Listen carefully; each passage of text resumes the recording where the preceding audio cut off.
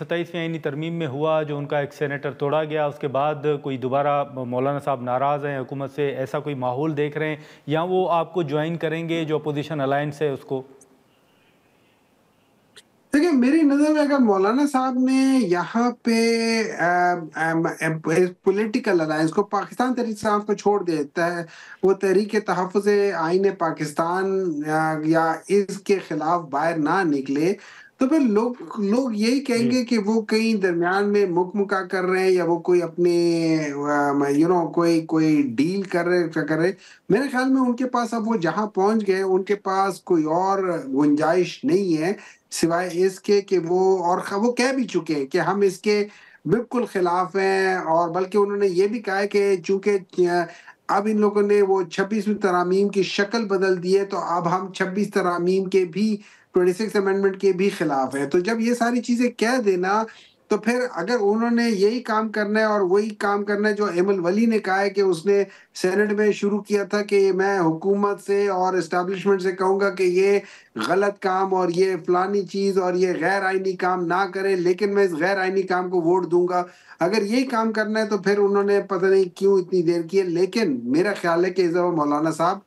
نکلیں گے باہر اور وہ احتجاج میں حصہ لیں گے ون وے اور اندر وے. لیکن سر ابھی ایک آخری سوال ہوگا کہ ابھی آپ نے دیکھا کہ 27ویں آئینی ترمیم ابھی منظور ہوئی ہے، لیکن پھر سے 28ویں آئینی ترمیم کے حوالے سے باتیں چل رہی ہیں، اور یہ باتیں کوئی سوشل میڈیا پر نہیں بلکہ خود جو کابینہ کے اراکین ہیں وہ کر رہے ہیں. پھر ساتھ میں ایم کیو ایم کا ایک مطالبہ بھی آ رہا ہے کہ اگر جو بلدیاتی قانون ہے، نظام ہے، اس حوالے سے سپورٹ نہ کیا گیا تو پھر 18ویں ترمیم بھی واپس ہوگی اور سندھ میں صوبہ بھی بنے گا. تو آپ ایوان بالا کے رکن ہیں، کوئی ایسا ماحول دیکھ رہے ہیں؟ آپ سمجھتے ہیں کہ یہ کوئی ایم کیو ایم کو یقین دہانی کروائی گئی ہے اور واقعی معاملہ جا رہا ہے 28ویں ترمیم کی طرف؟ دیکھیں مجھے ایسے لگتا ہے کہ یہ ایم کیو ایم وغیرہ ان کے یہ تو ٹو بی ویری آنیسٹ ان سب کو پتہ ہے کہ ایم کیو ایم کے ٹوٹل میرے خیال میں 1 یا 2 سیٹیں تھی، باقی تو ساری وہ ہاری ہوئی تھی، اس لیے کوئی ایم کیو ایم کو سیریس نہیں لیتا. نمبر 2، زرداری صاحب کو پتہ چل گیا کہ سندھ ان کے ہاتھ سے نکل گیا ہے، اس لیے وہ یہاں پہ وہ ایک بارگین کر رہے ہیں اور اپنے آپ کو سیو کرنے کے لیے انہوں نے کہا ہے کہ جی مجھے بھی سیف پیسج دے دو اور تحفظ دے دو. جہاں تک یہ ریورس ہونے کا تعلق ہے، میرے خیال میں ریورس اگر آپ مجھ سے پوچھیں تو سب سے پہلے یہ ہوا تھا کہ اگر آپ اپنے مطلب کا الیکشنز کا رزلٹ نہیں آتے تو آپ الیکشن کمشنر کر لیں، اگر الیکشن کمشنر کے بعد کوئی پرابلم ہوتی ہے تو پھر آپ چیف جسٹس سے کسی کا نشان ہٹوا کے پارٹی کو خراب کروا لے، اگر اس کے بعد ان کو ووٹ پھر بھی پڑ جائے تو پھر کانسٹیٹیوشنل بینچ سے اس کے خلاف اپنے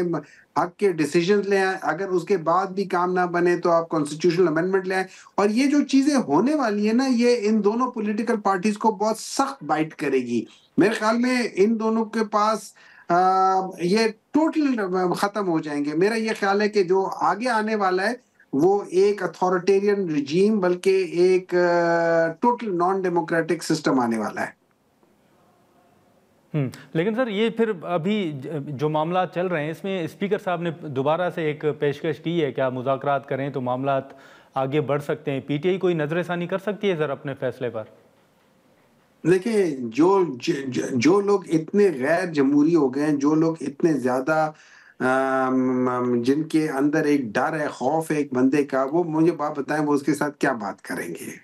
وہ اس کے ساتھ کیا بات ہے؟ اس کا تو مطالبہ یہ ہے کہ آپ لوگوں نے میرا مینڈیٹ آپ لوگوں نے چرایا ہوا ہے، تو آپ مجھے بات بتاؤ ٹو بی ویری آنیسٹ، جن کے پاس طاقت نہیں ہے، جن کے پاس کچھ بھی نہیں ہے، اختیار نہیں ہے، سوچنے کا نہیں ہے، ہر ایک کہتا ہے سوچ کے بتاؤں گا. جب سینٹ کے چیئرمین کے پاس جاتے ہیں کہ اپوزیشن لیڈر بنا دو، اس کو نامینیٹ کر دو، پوچھ کے بتاؤں گا. پرائم منسٹر کے پاس جاتے ہیں کہ اڈیالہ جیل میں عمران خان سے ملنے دو، پوچھ کے بتاؤں گا. تو ہاں چیئرمین سینٹ صاحب کے آفس میں انہوں نے کہا تھا کہ میں پوچھ کے بتاؤں گا. ہم نے کہا کہ جی یہ تو آپ کا اختیار ہے، تو انہوں نے کہا جی میں پیپلز پارٹی سے پوچھ کے بتاؤں گا. تو ہم نے کہا پیپلز پارٹی کا اس سے کیا تعلق ہے؟ تو بہرحال پھر ان سے نکل آئے کہ جی آپ کو پتہ ہے کہ یہ تو ہمیں کہیں سے پوچھ کے بتانا پڑے گا.